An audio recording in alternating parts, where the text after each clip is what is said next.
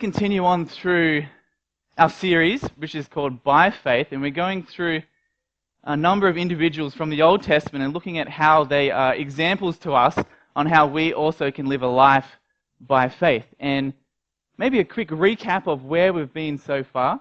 We looked at Abraham, and Abraham's faith was shown because God asked him to wait.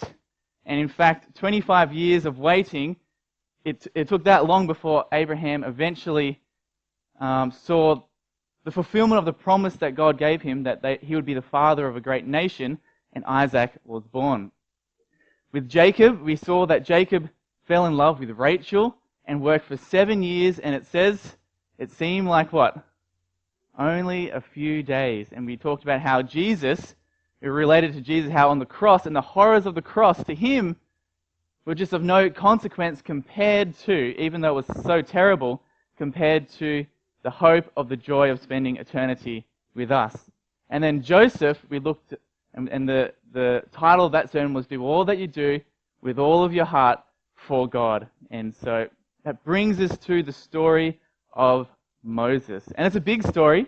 Moses stands out in the Old Testament as the one who led the Israelites out of slavery in Egypt. So just like Abraham and Jacob, he is someone that really stands out as a central figure in the Old Testament. But I want to ask you this question. What comes to mind when you think of the Old Testament God? Do you get warm, fuzzy feelings? Maybe it brings up a bit of fear within you. What is that God of the Old Testament? And some people, in fact, get a bit of They really see a contrast between the Old Testament and the New Testament. And for some people, it looks something like this. The Old Testament God is the God of wrath, the God of war, the God of power, the God of fear, and the God of justice. And then when the New Testament comes along, they see Jesus is born, and he walks around, and he interacts with gentleness, with love, with compassion, with forgiveness, and with grace. Is that in fact reality to see this contrast between the two? Or do we see that same grace finding itself in the Old Testament as well? And so the title of my sermon today is Mountain of Grace. And we're going to examine a story which is sort of a story that would probably come to mind when you think of a God of justice. And that is the story of Mount Sinai. Mount Sinai is famous because it's the place where Moses received the 10 Commandments. But what we're going to see is that right at the heart of this story of Mount Sinai, we see the grace of God shining through in incredible clarity. So let's open up our Bibles and turn to Exodus chapter 19 and verse 16.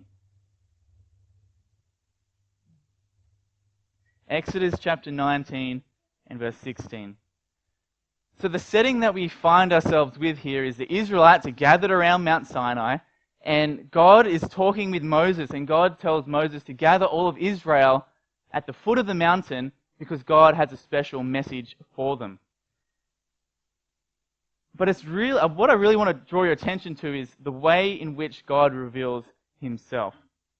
So Exodus chapter 19, beginning in verse 16 says, On the morning of the third day, there were thunders and lightnings and a thick cloud on the mountain and a very loud trumpet blast so that all the people in the camp trembled. Then Moses brought the people out of the camp to meet God, and they took their stand at the foot of the mountain. Now Mount Sinai was wrapped in smoke because the Lord had descended on it in fire. The smoke of it went up like the smoke of a kiln, and the whole mountain trembled greatly.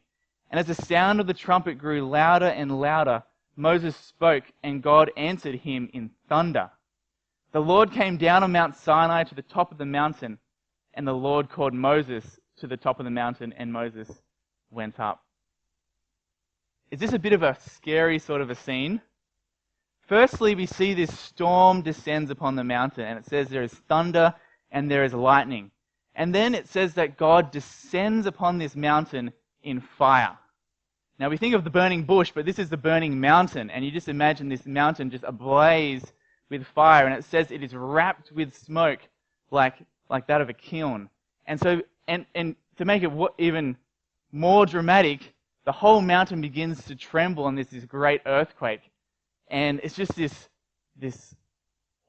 just terrifying scene that they have before them of God coming down in his power, and it's being put on full display. And then God, and this is the context in which God actually speaks the Ten Commandments. And we often think of the Ten Commandments being on the tablets of stone, but when God first gave them, he actually spoke them to, at least the first time we see them in Scripture, he speaks out of this fiery mountain, and it says, and God spoke all these words saying, I am the Lord your God. Now put yourself in that situation. How would you be feeling at this point? Would you be having those warm, fuzzy feelings? Terrified? Well, in fact, the people were absolutely terrified. And if we go on to later on in chapter 8, sorry, where are we up to here?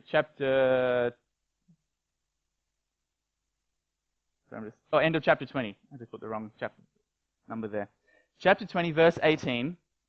At the end of the Ten Commandments it says, Now when all the people saw the thunder and the flashes of lightning and the sound of the trumpet and the mountain smoking, the people were afraid, and they trembled, and they stood far off. So you kind of imagine they started really close. But when this all happens, they turn and they're running away from this scene, and they're trembling and they're afraid. And they say to Moses, verse 19, and they said to Moses, You speak to us and we will listen, but do not let God speak to us lest we die. Is it having a pretty significant impact on them? Verse 20, Moses said to the people, Do not fear, for God has come to test you, that the fear of him may be before you, that you may not sin. There's a bit of a contradiction. Do not fear.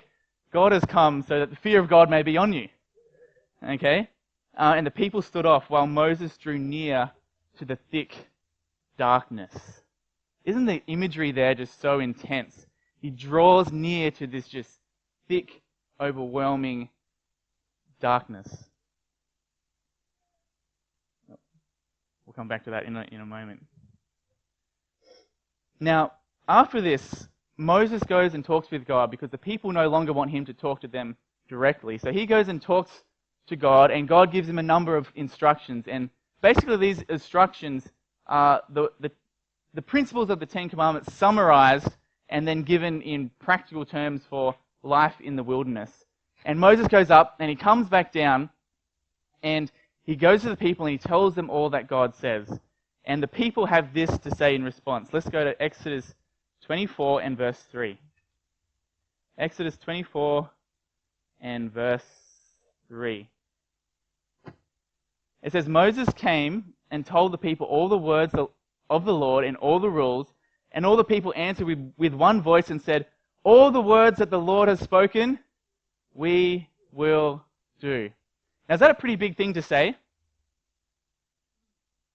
In your prayers, do you say to God, I promise that every single commandment that you've given me, I'm going to absolutely follow it 100%? Are we able to do that in our own strength? But here they say, all that the Lord has commanded us, we will do. And if you sort of think of it from their perspective, I've got the picture up here. This is a picture of a bushfire that happened out in Coonabarabran. Now, I was born in Coonabarabran out there in the bush. I wasn't born in the bush, but the place is out there in the bush.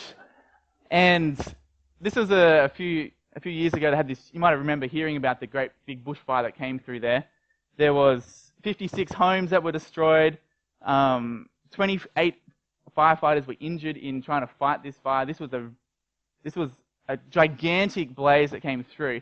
And I love this picture because it sort of gives a bit of a feel of the intensity, not just a feel, a huge impression of the intensity of the fire.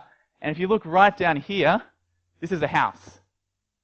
Okay, you can see that there. And then this is just this tower of billowing fire.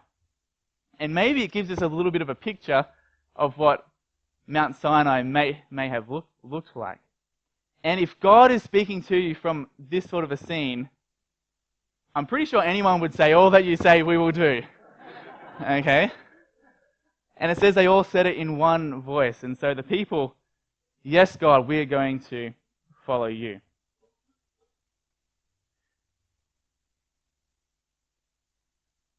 So the Old Testament God, if ever there was a place where God seemed to appear as a God of wrath, of war, of power, of fear, and of justice, surely it's got to be here on Mount Sinai.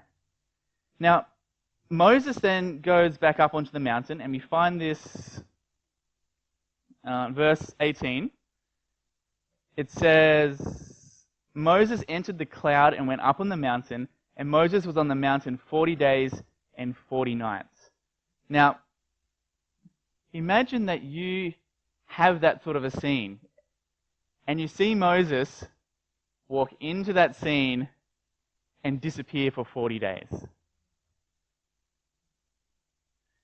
You can sort of understand why the Israelites thought that they might not see Moses again. And so, let's jump across to chapter 32, verse 1.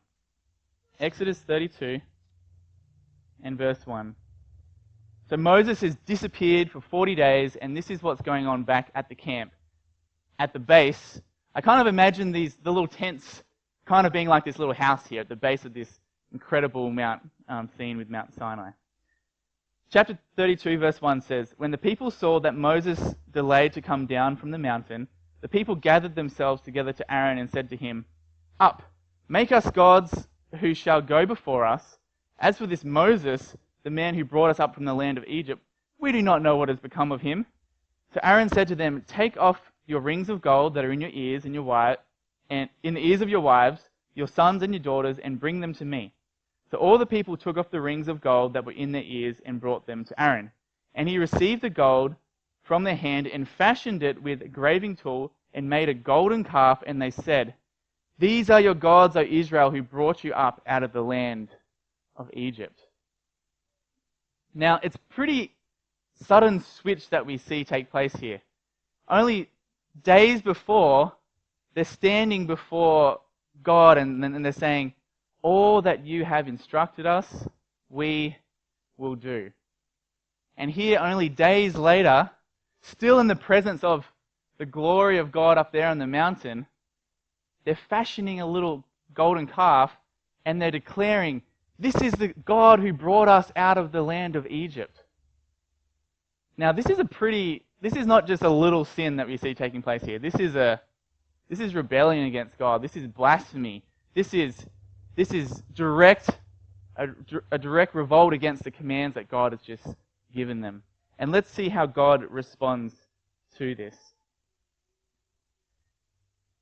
Chapter 32 and verse 7.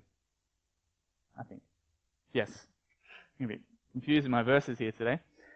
Chapter 32 and verse 7 says, And the Lord said to Moses, Go down, for your people whom you brought up out of the land of Egypt have corrupted themselves. They have turned aside quickly out of the way that I commanded them. They have made for themselves a golden calf and have worshipped it and sacrificed it and said, These are your gods, O Israel, who brought you up out of the land of Egypt. And the Lord said to Moses, I have seen this people, and behold, it is a stiff-necked people. Now therefore, let me alone, that my wrath may burn hot against them, and I may consume them, in order that I may make a great nation of you. Imagine Moses hearing these words. He must have had a lot of... Just think, he went to Egypt, and there was the plagues, there was this great deliverance. There would have been so much enthusiasm and an anticipation of going into this promised land, and they're marching through the wilderness, and then Moses is having this amazing experience with God on the mountain, and suddenly God says, Moses, it's all done. I'm going to destroy the Israelites, and I'm going to basically make Moses the new Abraham.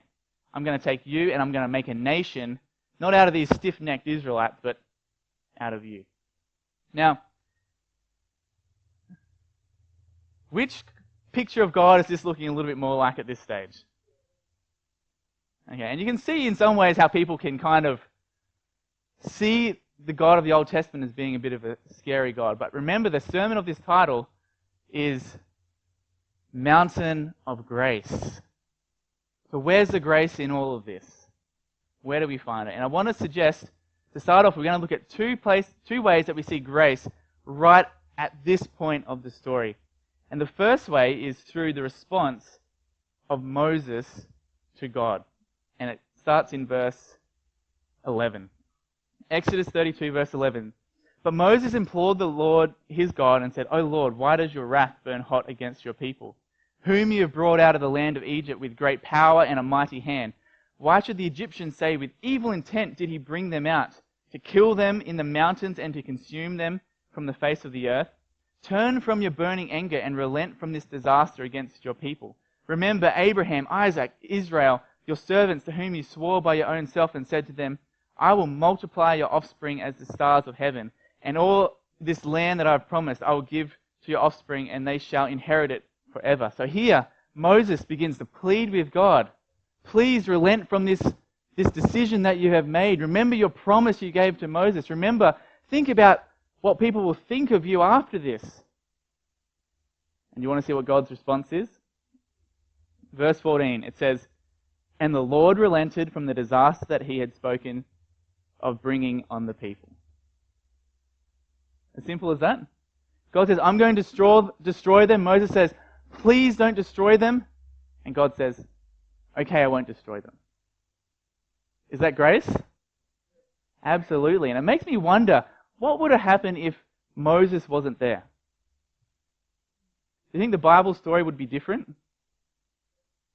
Isn't it a blessing to have someone in the presence of God who is pleading on your behalf? Do we have such a person? I want to read you a couple verses from the New Testament. Luke chapter 23. Here we see Jesus is hanging on the cross, and it says, when they came to the place called the Skull, they crucified him and the criminals, one on the right and the other on the left. But Jesus was saying, Father, forgive them, for they do not know what they are doing. Now, had the people Jesus was speaking to, had they repented at this stage? Think of the story that we just read with the Israelites. Had they repented? They're in the process of continuing this rebellion against God, and God has already relented from his actions. And here we see Jesus, just in a very similar way to Moses, standing between these people and God and saying, Father, forgive them, for they do not know what they are doing. Another verse, just slightly earlier in the story, where Jesus is talking with Peter, and he's sharing with Peter how he's in danger, and he's saying, you're going to deny me 3 times tonight. And he says, Simon, Simon, behold, Satan demanded to have you, that he might sift you like wheat. But I have prayed for you that your faith may not fail, and when you have turned again, strengthen your brothers. Can you see the intercession from Jesus in that verse? Satan wanted to destroy you, Peter, but I have prayed, and I've stepped in and pleaded with God for mercy. Romans 8:34. Who is to condemn? Christ Jesus is the one who died, more than that, who was raised, who is at the right hand of God, who indeed is interceding for us. So right there on Mount Sinai, we see Moses being a type of Jesus and giving us a little picture of what Jesus would come onto this earth to do. We see right there the grace of God is being put on full display. Now there's another way that we see the grace of God coming through here, and this just really jumped out to me as I was studying this this week. I want to take you in the Bible back to the start of when Moses goes up onto the mountain. So that takes us back to the last verse of chapter 24. Okay? And I want you to observe what is the conversation that's going on between God and Moses on top of Mount Sinai.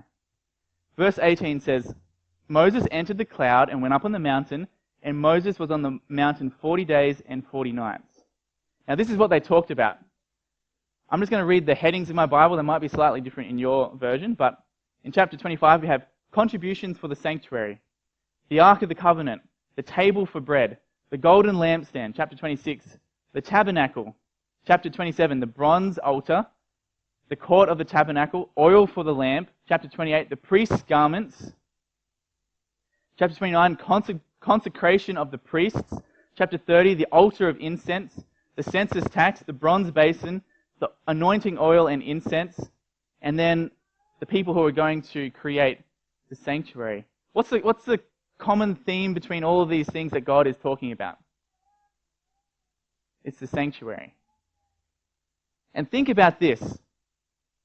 God's conversation, at the same time, when this great rebellion is taking place on earth, God is up there on the mountain talking with Moses about building this sanctuary. And the sanctuary is essentially God's little model for us to understand how He is going to deal with the problem of sin and reunite us back into oneness with God. And so, while Israel was preparing to make a golden calf, God was preparing to make a sanctuary. God was preparing for the salvation of those very people.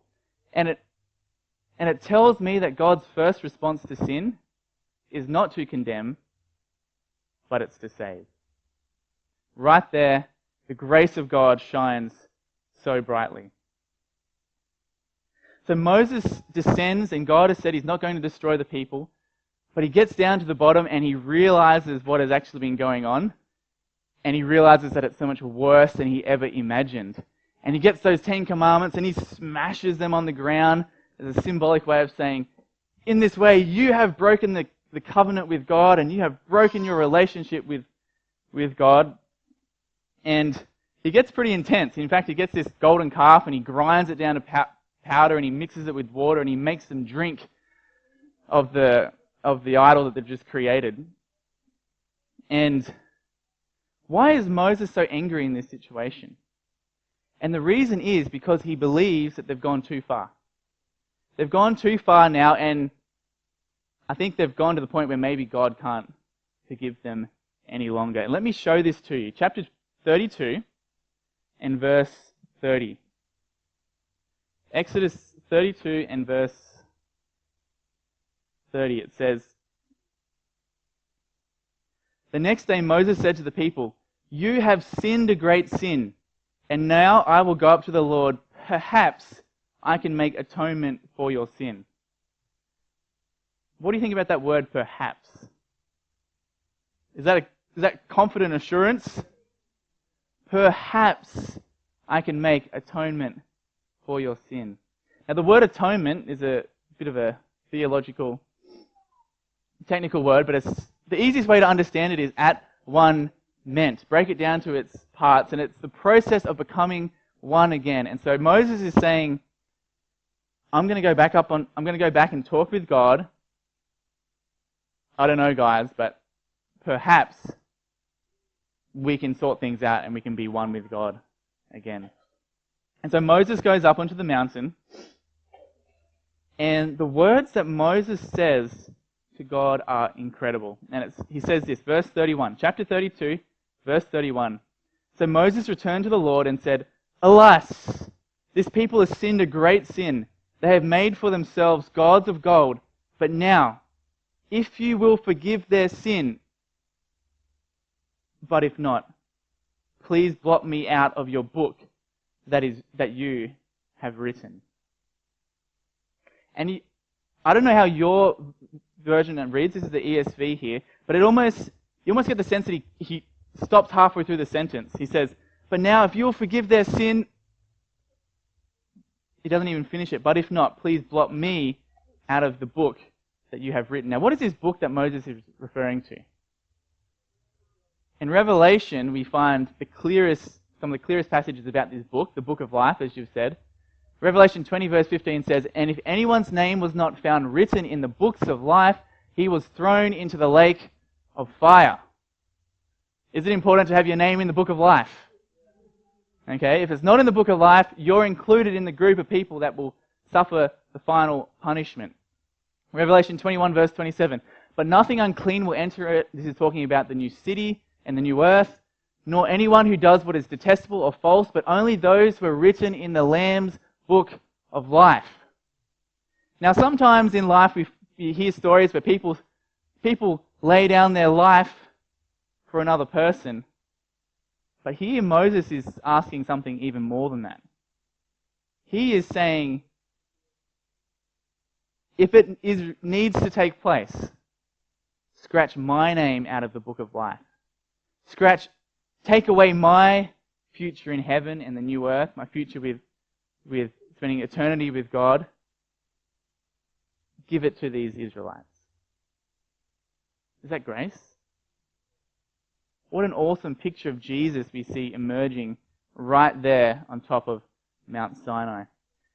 And the response that God says afterwards in verse 33, it says, "But the Lord said to Moses, whoever has sinned against me, I will blot out of my book." And essentially what he's saying, Moses, the problem is that you're not the one who's going to do that. And it's a hint of in the future when Jesus would come, the sinless one who would indeed be scratched out for us to be written back in. And so here we see the grace of God on full display. Now, afterwards, we see Moses. So then God, we're going to skip through a little bit of this, but God essentially says at the end of this to Moses, "Okay, Moses, the people will go into Israel, you're going to lead them," and he says, "I will send an angel before you, and he's going to go in and deliver you from the people in the promised land." But God says to them, "You know what? I'm not going to go in your midst. If I go with you, my glory will consume you." And so Moses goes down on the mountain after God just tells him that he's to lead them into the promised land. However, God's presence will not go with them in the midst of them. How do you think the people respond to this? Think they're excited about that news? They're devastated and they start mourning and they're just so sad that God is not going to go with them. And then Moses goes and he pitches this tent well outside the camp, and it's a symbol of how God is no longer in the midst of the camp with them. And Moses goes to this camp and he continues and he perseveres at interceding for the people. And let's see what takes place there. Exodus 33 and verse 12. Moses said to the Lord, "See, you say to me, bring up this people, but you have not let me know whom you will send with me. Yet you have said, I know by you by name, and you have found favor in my sight. Now therefore, if I have found favor in your sight, please show me now your ways, that I may know you in order to find favor in your sight. Consider too that this nation is your people." So God's saying, "You've asked me to lead this nation. You said you're not coming with me. Who's going to come with me, God? Please find favor. You said I've found favor in your sight. What's going to happen?" Verse 14, and God says, "My presence will go with you, and I will give you rest." The thing I love from this little part of the story here is Moses understands his desperate need of the presence of God. And he pleads with God. He says, "I do not want to leave this place unless I have the complete assurance from you that you will be with me." Moses understands his desperate need of God's presence, and do we? Do we wake up in the morning and have the attitude where we don't even want to get out of bed, we don't even want to leave the house unless we have the assurance that God's presence is with us, helping us at each stage of the journey? That's what Moses is saying to God. And so Moses then, God goes on and eventually God says that yes, he will go with them, he will be in their presence, he will be with them at the whole stage. But Moses seeks an additional sign of assurance for God's presence. And we find this in Exodus 33, verse 17 to 18. Exodus 33, verse 17. "And the Lord said to Moses, this very thing that you have spoken I will do, for you have found favor in my sight, and I know you by name." And then Moses, seeking this extra assurance, says, Moses said, "Please show me your glory." Hasn't Moses already seen the glory of God? God's glory came to him veiled in the burning bush, and then on the mountain. And here Moses says, "Show me your glory." Moses here is seeking a deeper experience. He's seeking to go to an even deeper level with God. And God gets that. And God says in verse 19, and he said, "I will make all my goodness pass before you." Can you imagine God promising to pass all of his goodness before you? What would that be like? So God has this plan, though, because he doesn't want him to die in the process. He sends Moses, and the next morning Moses goes up the mountain, and he gets up there, and God has this special crack in the rock that he shows him where he should be, and he puts his hand over Moses as he walks past, and then as he's leaving, he takes his hand away, and Moses just sees a piece of the back of God. Now let's go to that story, and let's see what happened. And this is the last part of the story that we're going to unpack. So, chapter 34 and verse 5. So Moses is going up there, about to witness the full goodness of God and glory of God. "The Lord descended in the cloud and stood with him there and proclaimed the name of the Lord. The Lord passed before him and proclaimed, 'The Lord, a God merciful and gracious, slow to anger and abounding in steadfast love and faithfulness, keeping steadfast love for thousands, forgiving iniquity and transgression and sin, but who will by no means clear the guilty, visiting the iniquity of the fathers on the children and the children's children to the third and fourth generation.'" So here, remember, Moses asked to see the glory of God, and God says, "I will pass all my glory and goodness in front of you." But when we read the account, it's interesting that there's no account of fire, there's no account of lightning and thunder and earthquakes. But what do we see? God comes down, stands with Moses, and he declares his character. The Lord God, merciful and gracious, slow to anger and abounding in loving kindness and grace.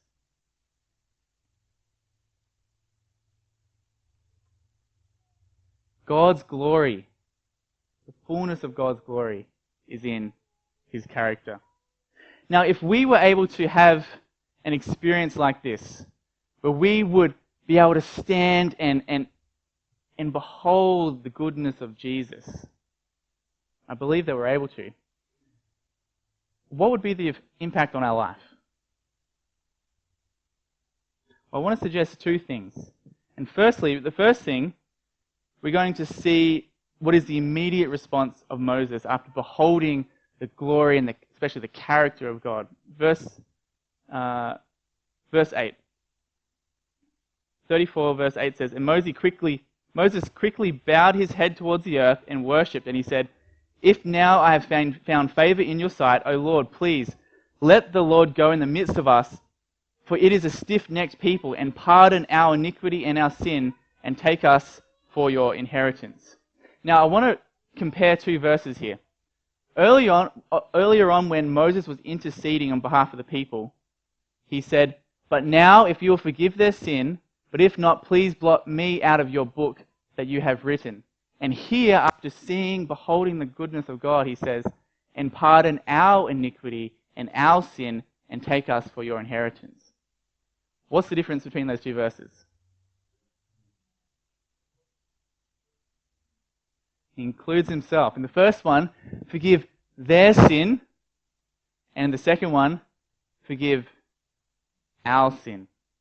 Now, I think I mentioned once before going on a half marathon. And the half marathon at the Gold Coast is basically a big long run up one direction. And then you turn around and then you run the second half of the race in the other direction.